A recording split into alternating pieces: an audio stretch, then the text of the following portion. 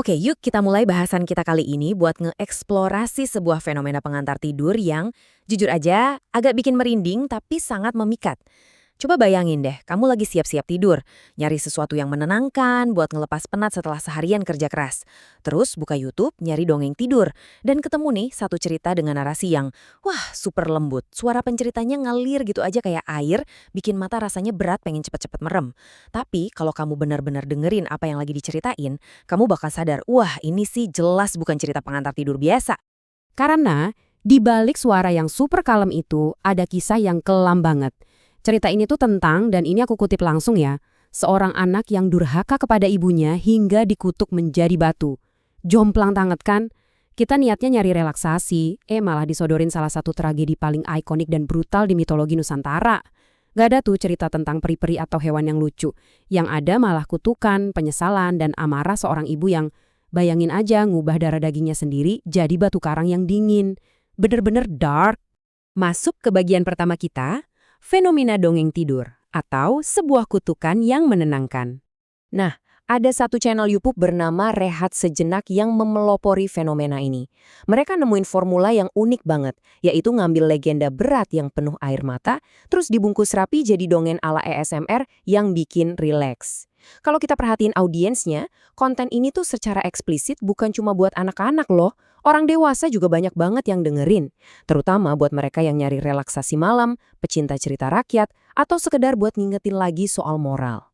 Jadi channel ini pintar banget ngegabungin kebutuhan orang modern buat lari dari stres sama fungsi kuno cerita rakyat sebagai alat pewaris nilai moral antar generasi. Kapan lagi coba dapat terapi tidur yang dipaduin sama pendidikan moral seintens ini? Terus pertanyaannya, emang strategi kayak gini laku? Nah, angka 20.755 penayangan ini udah ngasih jawaban telak. Ingat ya, ini dicapai cuma dalam waktu 3 bulan aja sejak pertama tayang di awal tahun. Buat sebuah video cerita rakyat yang durasinya lumayan panjang, lebih dari 1 jam, tepatnya 1 jam 12 menit, angka ini ngebuktiin sesuatu. Di era modern ini, selera dan rasa lapar kita sama kisah-kisah kuno itu masih gede banget. Orang-orang secara aktif nyari cerita pengantar tidur dari masa lalu Nusantara, ngebuktiin kalau daya pikat Malin Kundang itu sama sekali belum luntur. Lanjut ke bagian kedua, kisah Malin Kundang, dari miskin jadi batu. Mari kita napak tilas sedikit alur hidup si pahlawan tragis ini ngelewatin 5 fase utamanya. Fase pertama, semuanya dimulai dari bawah banget. Malin ini pemuda miskin yang hidup berdua aja sama ibunya. Serba kekurangan sih, tapi penuh kasih sayang.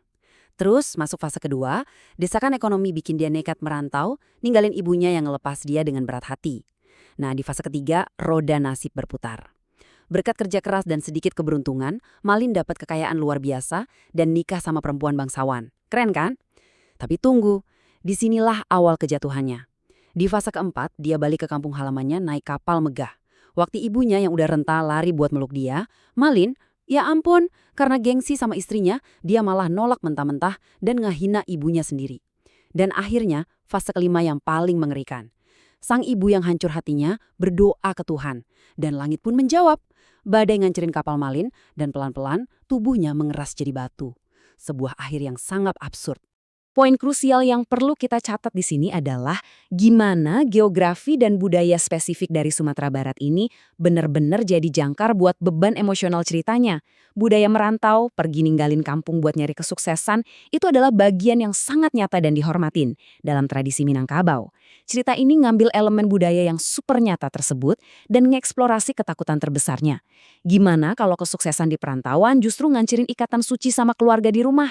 Itulah alasannya kenapa cerita ini terus memikat ribuan orang, karena dia nyentuh ketakutan paling dalam di dinamika keluarga kita sendiri. Masuk ke bagian ketiga, nilai moral utama, beratnya kata-kata seorang ibu. Channel Rehat Sejenak ini tuh sengaja ngebedah pelajaran moralnya dan mecah jadi 3 nilai utama.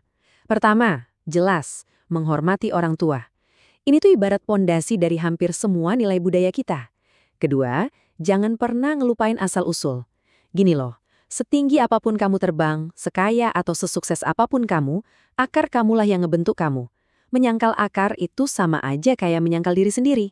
Dan yang ketiga, yang mungkin paling kuat di cerita ini, memahami betapa dahsyatnya kekuatan doa seorang ibu. Dan ini dengan cemerlang ilustrasiin sebuah konsep moral yang mendasar banget di budaya Nusantara, yaitu Kekuatan luar biasa. Dalam kisah Malin Kundang, doa ibu itu bukan sekedar metafora manis, bukan cuma harapan yang abstrak. Doa itu punya kekuatan transformasional yang nyata, harfiah dan benar-benar luar biasa. Amarah dan doa sang ibu secara fisik bisa ngebengkokin realitas, ngubah daging dan tulang jadi batu karang yang padat. Di sini benar-benar ditekankan kalau kata-kata ibu itu ibarat hukum alam itu sendiri. Lanjut ke bagian keempat, landscape cerita rakyat, semesta legenda pengantar tidur. Percaya deh, meledaknya video Malin Kundang ini bukan sekedar kebetulan. Kalau kita ngintip deretan angka penayangan dari cerita lain, kelihatan banget betapa luasnya popularitas dongeng kultural macam ini. Di channel Rehat Sejenak, kisah Cindelaras berhasil ngeraup 37.000 penayangan. Legenda Timun Mas nyentuh angka 28.000. Channel lain kayak The Moon and Dreams dapat 19.000 penayangan buat legenda Danau Toba. Terus ada Roro Jonggrang, kisah tragis lainnya soal pengkhianatan yang berujung jadi patung candi, dapat 17.000 penayangan. Polanya jelas banget. Penonton digital kita secara konsisten muterin kisah-kisah tradisional yang penuh sihir, pengkhianatan, dan pembalasan moral ini tiap malam, tepat sebelum mereka tertidur lelap.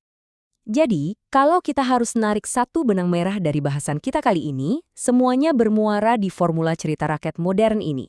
Penyampaian yang menenangkan, ditambah moral yang berat. Justru kontradiksi inilah yang bikin strateginya bekerja super efektif. Suara pencerita yang lembut dan membuai ala ASMR itu nurunin pertahanan mental kita. Bikin kita rileks total. Tapi pas kita lagi di kondisi paling rentan dan terbuka itulah, pesan moral kuno yang tajam dan tak kenal ampun soal karma, attitude, dan identitas disuntikin langsung ke alam bawah sadar kita. Serius, ini adalah metode pengajaran yang brilian abis.